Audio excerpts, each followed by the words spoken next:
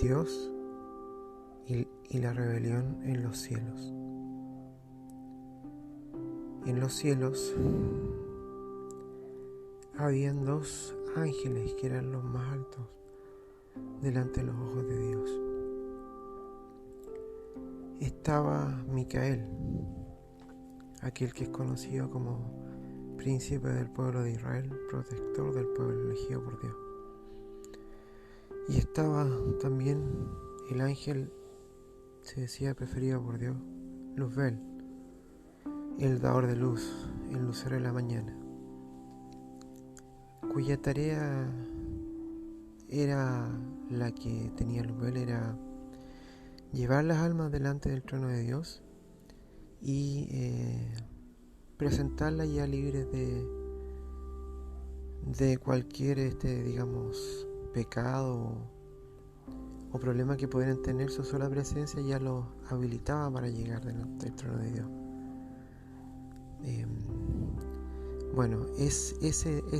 Esa tarea o ese privilegio después pasó al Hijo de Dios, a Jesús. Pero originalmente en el cielo era Luzbel el que tenía esa tarea de llevar las almas delante del trono de Dios. Luzbel era el ángel más hermoso en los cielos. Y Dios conocía los corazones y también conocía qué podía pasar con respecto a sus ángeles y al más hermoso que era Luzbel.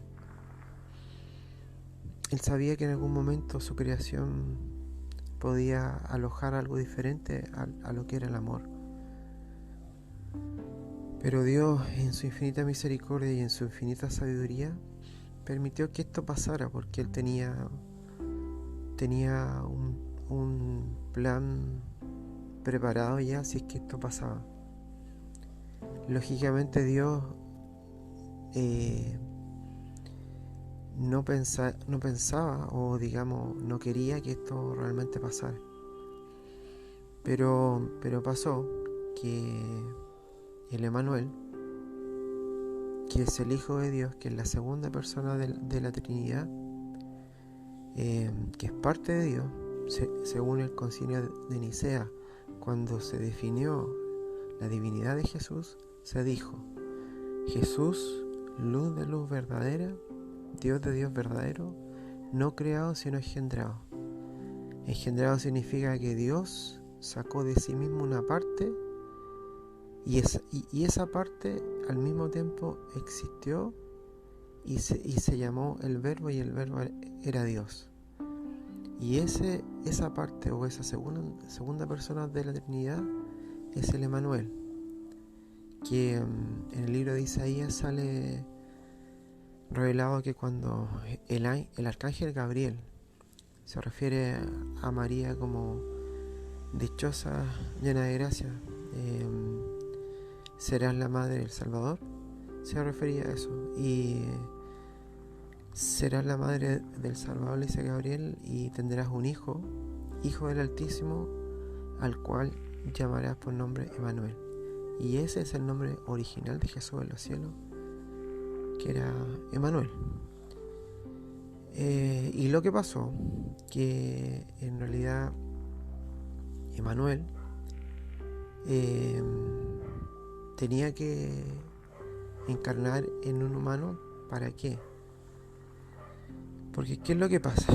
Que Dios, en su reino, donde está Dios, está, como eran los cielos antiguamente, los únicos que tenían acceso a Él eran aquellos que eran emanaciones de Dios, que eran los 7 arcángeles. Si ustedes se fijan, todos, desde Miguel, Luzbel, que era el 8º arcángel, Miguel, Gabriel, Luzbel, Rafael, Jofiel, Chamuel y Zadkiel, todos tienen terminación L, él. Y esa terminación denota divinidad. Cada uno de ellos eran emanaciones de Dios y cada uno correspondía a un don de Dios. lo importante que Luzbel era el arcángel más alto, considerado solamente por debajo de Dios. Y lo que pasó que la idea de Dios era como, porque estaban los ángeles que eran los que tenían acceso a Dios, pero Dios en su, digamos, en los cielos más altos, nadie tenía acceso a él. Entonces, ¿cuál era la forma que Dios tenía o pensaba que fuera accesible, que su creación tuviera acceso a él? ¿De qué forma pensó eso que era posible Dios? Haciéndose uno con su creación a través de su Hijo, el Emmanuel. Porque el Emmanuel, al hacerse hombre y ser parte de la creación de Dios, él iba a compartir parte de esta chispa divina al hacerse hombre con cada uno de los hombres que habitaban el planeta Tierra. Y esa fue la forma que encontró Dios de poder estar en cada uno de los corazones de las personas, al hacer que su Hijo se hiciera parte de esta humanidad. Como les decía en un principio, el único que tenía acceso eran los arcángeles, y después había una parte donde solamente estaba Dios.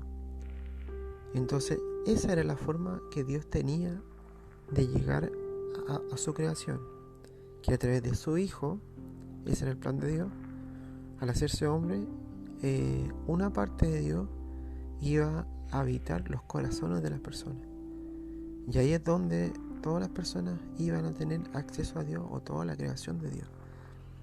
¿Y cómo era ese acceso a Dios, que actualmente es igual?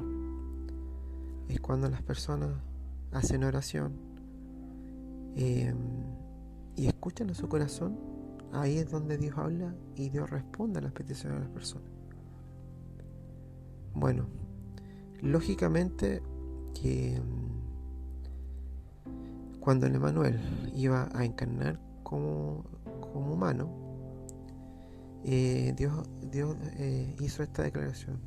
A Luzbel le dijo y comentó delante de todos los seres, incluido Luzbel, que Dios dijo: ha de nacer uno de mujer, el cual sería llamado Hijo del Altísimo, y al que todas las criaturas deberán rendirle pleitesía, en los cielos, en la tierra y en los abismos. Bueno, tal declaración para Luzbel, para el dador de luz, fue lo peor que pudo haber pasado, porque él empezó, digamos, a almacenar en su corazón este orgullo y vanidad que Dios no quería que ningún ser de su creación tuviera. Entonces, como eso era una afrenta muy grande para el dador de luz, ¿qué hizo el dador de luz? Como él se creía solamente por debajo de Dios, él pensaba que estaba solamente él, y él no miraba ni al Emmanuel y al otro ángel que defendió a Dios, que era Miguel. Él los veía, ni siquiera los veía como sus iguales. Él pensaba que él era superior a ellos y que solamente era igualable a Dios. Y la verdad que él empezó una rebelión en el cielo. ¿Y cómo empezó la rebelión?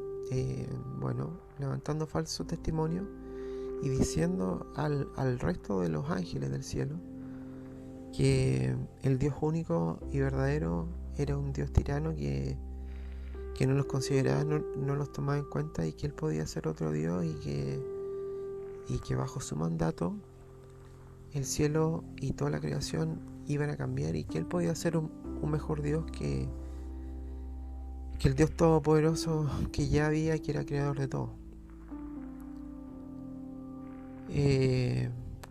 Lógicamente, cuando Luzbel empezó a decir esto, provocó una rebelión en el cielo, donde él convenció a 1/3 de los ángeles del cielo para combatir a Dios y lógicamente quitarle el trono a Dios. Él quería ser Dios en realidad. Y Micael o Miguel, que era el brazo derecho de Dios, levantó la voz y lo enfrentó, y el resto de los ángeles del cielo fueron fieles a Dios por la valentía que Miguel mostró. Y como está escrito en el libro de Revelaciones o Apocalipsis, dice, bueno, hubo una batalla en el cielo. Miguel y sus ángeles combatieron contra el dragón, la serpiente antigua, pero este no prevaleció. Y ya no fallaba más lugar para él en el cielo, y fue arrojado donde es el crujir y el rechinar de dientes. Claro, lógicamente, cuando en este caso Juan, que fue el que recibió la revelación o libro de Apocalipsis, cuando él habla de la serpiente, era lógicamente el mismo Luzbel que al ser derrotado por Miguel en el cielo fue echado acá a la tierra. Su nombre cambió de Luzbel, dador de luz, a Lucifer, o enemigo, o serpiente, o dragón. Y ahí cambió su nombre. Y los ángeles que están en el cielo, este tercio de ángeles que están en el cielo, que son miles de millones, también cambiaron su nombre de ángeles, arcángeles o serafines, a ángeles caídos o demonios, que son los que andan dando vueltas en este mundo tentando a la gente, porque una vez que Luzbel cayó acá, Dios le dio potestad sobre este mundo. El príncipe y el que tiene poder sobre este mundo es justamente Lucifer.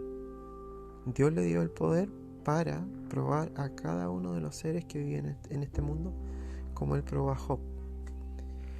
Y la verdad que la mayor prueba que tenía de que la creación de Dios,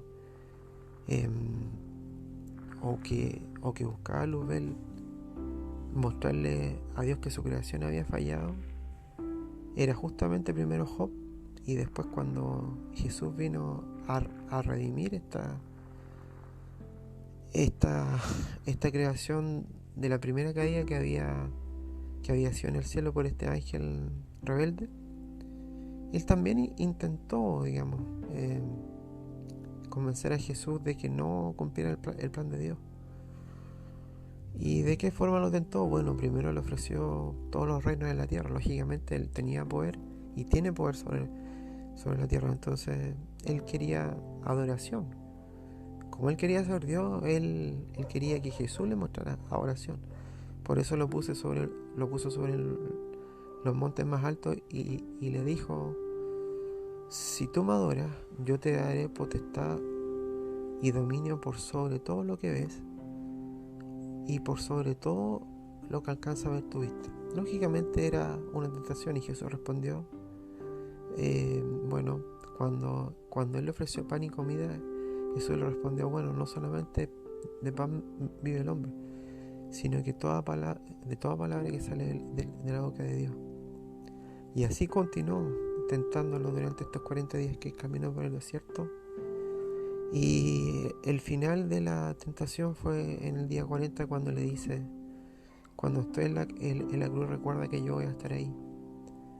A una sola, digamos, llamada o solo signo tuyo, yo voy a estar ahí para bajarte esa cruz. Hasta el final Luzbel tentó a Jesús como tienta el mundo actualmente. Bueno, su mayor engaño, porque como él primero engañó a estos seres perfectos, entre comillas, porque son mucho más perfectos que lo que es esta humanidad y los hombres, lógicamente él se convenció a estos seres angelicales. Él ha tentado y ha logrado convencer y mentir a la humanidad por eones, o sea, por miles de millones de años.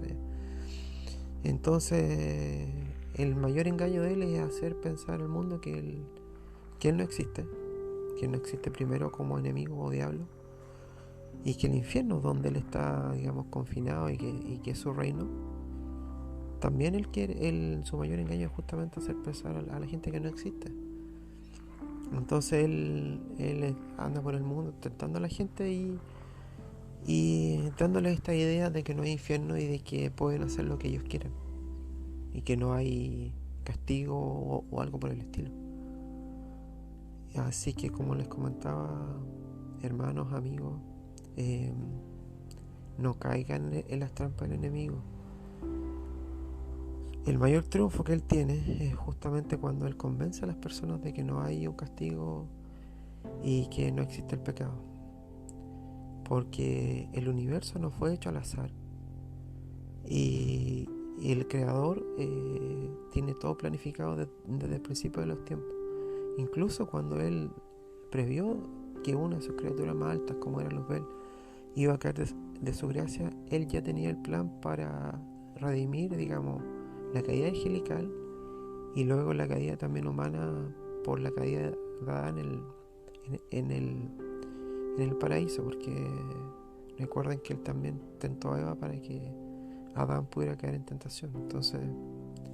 Entonces la verdad que Dios desde el principio tenía un plan bien planificado. Y el Creador no hace nada porque sí. O sea, aunque ustedes piensen que las cosas son al azar, no hay nada al azar. Dios tiene todo planificado, no existe la suerte.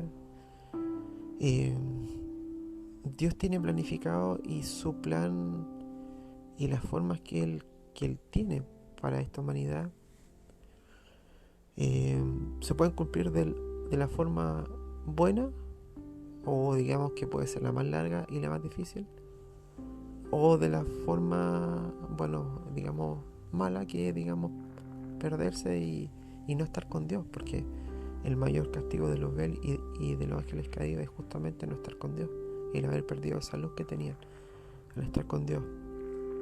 Pero Dios, dentro de su misericordia, Él da libre albedrío. ¿Qué significa eso? Dios no convence a nadie que esté a su lado. Bueno, cada uno en conciencia por todo lo que Él habló a través de los profetas y a través de sus ángeles que están todos los días al lado de las personas, aunque ellos no los vean, pero Dios les da mensaje a través de ellos. Y Dios dice, bueno, confíen en mí y confíen en mi Hijo, porque Él vino a morir en la cruz por un motivo, y ese motivo era salvar a la creación de Dios. Así que Dios no obliga a nadie, pero cada uno elige en conciencia. Si quiere tomar el camino corto, que es el camino, generalmente el camino más fácil, el camino de la perdición, ¿cierto? Del oro falso y de todo lo que puede ofrecer Luzbel. O sea, Luzbel, si por ejemplo, entre comillas, una persona le vende el alma al diablo, el diablo le puede dar lo que esta persona está pidiendo, pero ¿a qué costo?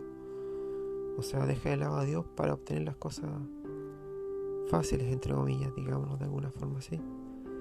Pero ellos no saben lo que están haciendo, porque digamos, al hacer tratos con este personaje, Luzbel cobra un precio y es muy alto. Y el otro camino, que suele ser el más largo y el más complicado, y es el camino estrecho que lleva a la salvación, es un camino lleno de pruebas, porque durante este caminar que nosotros llamamos vida, nosotros pasamos por todas estas pruebas. ¿Por qué? Porque Luzbel está para probar a cada una de las personas, porque lo que Él quiere, que nadie se salve y que en realidad cuando Él vaya al castigo eterno, cuando vuelva Jesús nuevamente en su segunda venida, lo que Él quiere es quitarle alma a Dios. Entonces Él todos los días prueba a las personas, y hasta el fin de los tiempos lo va a hacer. Entonces, ¿qué es lo que hay que hacer? Bueno, mirar hacia adentro, mirar a nuestro corazón, que es donde está Dios, como les decía en otro video, y ahí está la verdad. Y como decía Jesús, la verdad los hará libres. No siempre lo malo quiere decir que el mal durará por siempre. Eso no es así. El que ha pasado todas estas pruebas y sigue fiel a Dios, a sus promesas y a su Hijo, al final tiene su recompensa. Eso tiene su recompensa. Si no en este mundo, puede ser en el cielo o cuando vuelva Jesús. Pero porque hay un Dios y porque hay un Creador, que sí lo hay, les aseguro que todos estos esfuerzos valen la pena, porque esta es una vida temporal, que puede ser un abrir y cerrar de ojos para Dios, pero para nosotros puede parecer a lo mejor una vida larga o corta, como ustedes quieran.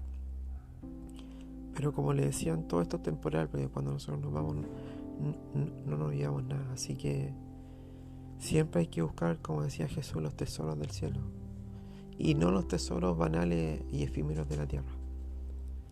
Así que los insto a que busquen los tesoros del cielo, que esos son los tesoros, digamos,